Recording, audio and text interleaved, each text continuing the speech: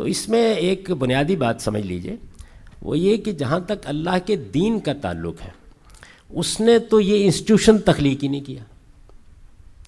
یعنی اللہ تعالیٰ کے دین میں یہ کوئی ادارہ نہیں ہے. جیسے مثال کے طور پر مسیحیت میں پاپائیت کا ایک ادارہ ہے، بنا دیا گیا ہے، سینٹ پال نے اس کو وجود بخشا. یہ بھی حضرت مسیح نے نہیں بنایا تھا. تو محمد الرسول اللہ صلی اللہ علیہ وسلم نے کوئی ایسا ادارہ نہیں بنایا. نماز کے بارے میں کیا چیز ہے؟ یعنی آپ نے نماز کے لیے جگہ مختص کر لی، وہ ایک مسجد بن گئی. اس کے لیے بھی کسی سے اذن لینے کی ضرورت نہیں ہے کہ کوئی مذہبی شخص آئے گا آپ کو بتائے گا کہ یہ مسجد بن سکتی ہے. رسول اللہ نے فرمایا جعلت لی الارض طہورا، زمین کا ایک ایک ذرہ، زمین کی ایک ایک جگہ میرے لیے پاک قرار دی گئی ہے. جہاں ہم چاہیں گے نماز پڑھیں گے، جہاں چاہیں گے ہم مسجد بنا سکتے ہیں. تو بنا لیجئے. اس کے بعد اب نماز پڑھنی ہے تو 5 وقت لوگ نماز پڑھنے کے لیے آئیں.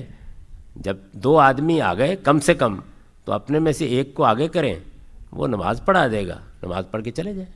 تو اس مقصد کے لیے کوئی مذہبی ادارہ نہیں وجود میں لایا گیا، سرے سے لایا ہی نہیں گیا وجود میں. ایک جمعے کا ممبر ہے، اس کے بارے میں جو سنت قائم کی گئی وہ یہ تھی کہ وہ ہے ہی ریاست سے متعلق. کسی عالم کے لیے جمعے کا خطبہ دینا یا جمعے کی تقریر کرنا، اس کا ہمارے مذہب میں کوئی تصور ہی سرے سے نہیں پایا جاتا. یعنی اسلامی قانون میں جمعہ ہو بھی وہیں سکتا ہے جہاں پر کوئی مسلمانوں کا اسٹیٹ قائم ہو جائے، اور یہ ریاست کے حکمران یا اس کے کسی نمائندے کا کام ہے کہ وہ آئے اور مسجد میں آ کے جمعے کا خطبہ دے. تو آپ یہ دیکھ لیجئے کہ نہ جمعے کے لیے اس کی کوئی ضرورت ہے، نہ عام دنوں کے لیے اس کی کوئی ضرورت ہے.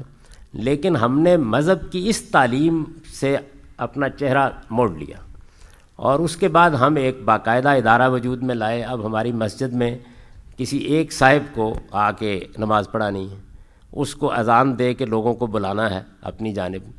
نہ ہم نماز پڑھانے کے لیے تیار ہیں، نہ جنازہ پڑھانے کے لیے تیار ہیں، نہ نکاح پڑھانے کے لیے تیار ہیں، یا ان میں سے کوئی کام بھی کرنے کے لیے تیار نہیں. تو اب اس کے لیے ایک پروفیشن تو پھر وجود میں آنا ہی آنا ہے. وہ آ گیا ہے اور آپ نے خوش دلی سے اس کو قبول کر لیا ہے، تو پھر اس کو ایک پروفیشن مان لیجئے. اس لیے کہ اس شریف آدمی نے آخر کیا قصور کیا ہے کہ آپ نے اس کو پابند کیا ہوا ہے کہ ہماری مسجد میں اذان دو، ہماری مسجد میں نماز پڑھاؤ، 5 وقت ڈیوٹی پر حاضر رہو، جمعے کے دن ہم کو خطبہ دو. تو یہ جو آپ نے ساری اسائنمنٹ اس کے سپرد کی ہے، یہ مذہب نے نہیں بنائی تھی، یہ آپ نے کی ہے. بھگتیے اب اس کو، اس کے اوپر اعتراض کیوں کرتے ہیں؟ کہ پھر تنخواہ بھی اچھی دینی چاہیے تاکہ پھر وہ اس پہ پھر اگر آپ نے یہ سب کیا ہے تو یہ لوگوں نے کیا ہے.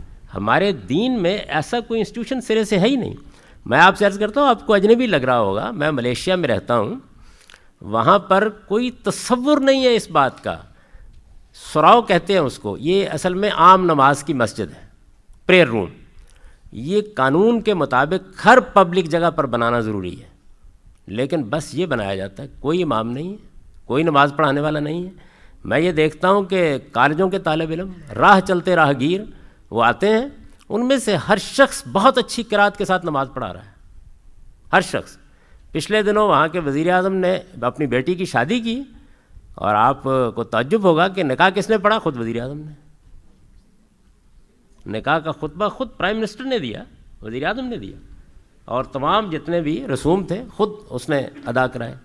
کوئی ضرورت اس کے لیے نہیں پڑی. اور جمعے کا ممبر پوری طرح اسٹیٹ کے کنٹرول میں ہے. اس کے نتیجے میں ہر مسجد خدا کی مسجد ہے.